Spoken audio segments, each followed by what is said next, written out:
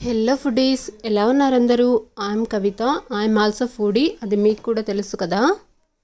ఇవాళ egg fry చేస్తున్నానండి. ఇంట్లో అప్పటికప్పుడు ఇలా ఈజీగా ప్రిపేర్ చేయొచ్చు.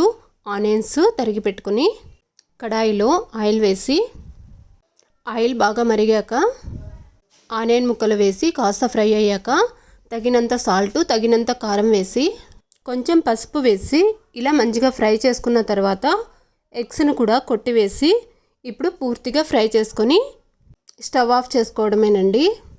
వేడివేడి అన్నంలోకి ఇలా ఎగ్ ఫ్రై, అలాగే నేనైతే ఇందులోకి మంచింగ్కి కార్న్ చిప్స్ అయితే పెట్టుకున్నానండి. వీటితో సర్వ్ చేసుకుంటున్నాను. టేస్ట్ అయితే చాలా బాగుందండి. ఏ కర్రీ చేసే వీలు లేనప్పుడు ఇలా కూడా ఒక్కొక్కసారి ట్రై చేసి ఈజీగా సర్వ్ చేసుకోవచ్చు. టేస్ట్ కూడా చాలా బాగుంటుంది. మీకు కూడా నచ్చినట్టయితే లైక్ అండ్ సబ్స్క్రైబ్.